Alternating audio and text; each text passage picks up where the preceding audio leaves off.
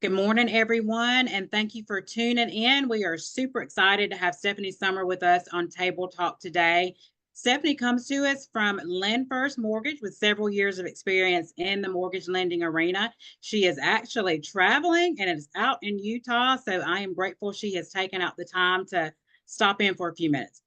Myself, along with my clients, have had the pleasure of being the recipients of the knowledge Stephanie holds. So thanks again, Stephanie, for again your willingness to answer a few questions for us today. Some of the main questions I'm getting right now in this current market. The first is, what is the best way for buyers to utilize their down payment to maximize their, buying power in this current market? And then the second would be, what type of loans right now does your company currently offer? Okay, great. So good question. So let's tackle that first one. Okay. So assets that you have, whether they're minimal or a lot, we can definitely get creative with what to do about that. Now you use a term purchase like buying power. One thing that we look at is your debt to income ratio, which is going to affect your buying power. So how can we get maybe existing debt you have down to increase that buying power? So let's say that you just have the minimum down payment for a loan program, no problem. Let's put it towards the down payment and move forward that way. If you've got a little wiggle room and you've got some extra funds, is there any debt that we can pay down? It could be a credit card, it could be an auto loan, but is there any debt we can pay down to, number one, decrease that debt to income ratio and help increase that purchase power?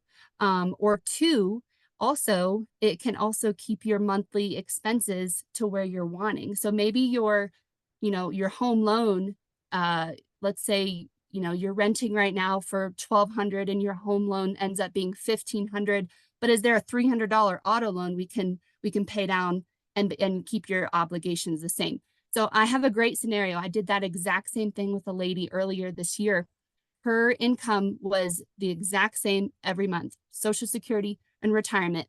And she came to me and said, my current mortgage payment is $600 and I need to keep it at Wow. that.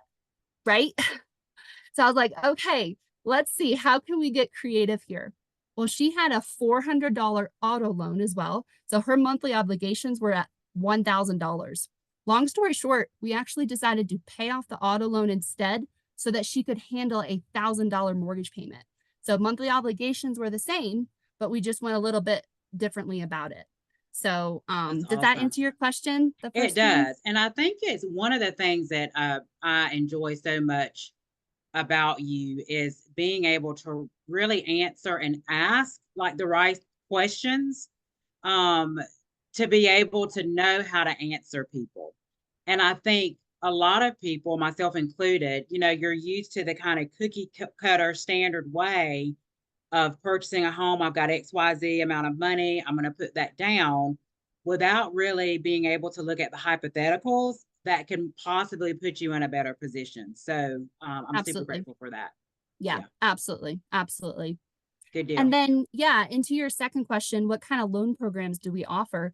So, we offer definitely all the cookie cutter loan programs, USDA, which is a 0% down program, VA for our veterans, a 0% down, conventional loans. What people don't know is that the minimum required on that is only 3%, not 20, just 3%. Yeah. And then also FHA, and that minimum down payment is 3.5%. So we Okay. offer all those. But like you said a little bit ago, sometimes situations are not cookie cutter, and sometimes people don't fall into those boxes. And we also have a lot of other loan programs that don't follow maybe traditional guidelines or traditional type income documentation.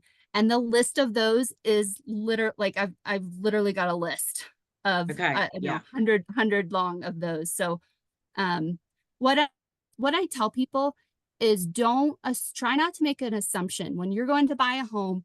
Try not to make an assumption that like, oh, I don't qualify. I just switched to a 1099 job, or I just started my business a year ago. I don't qualify. Try not to make that assumption because there's a big chance that there's a loan program that could work for you. And let's say you don't, but at least now we know we know going into it for sure what the plan is then to get to a point where you can, can buy a home. So Exactly. That's awesome. yeah, Some great information, great information. good. I think it's really about just kind of thinking outside the box and not being afraid to reach out to a lender to say, hey, this is the Yes. situation I'm in. Like, how can you help? Or like you said, the secondary of like, what do I need at this point to get myself to where I can purchase a home? So Yes, 100%. Don't come to me that you thinking you have to be ready and you have to have your ducks in an order. We'll get them in an order for you and figure out a plan to make that good happen. stuff.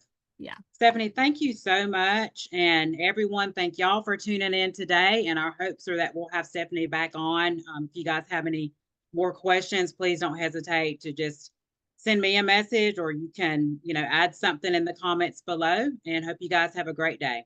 Thanks, Stephanie. Bye bye. See you later. Bye-bye.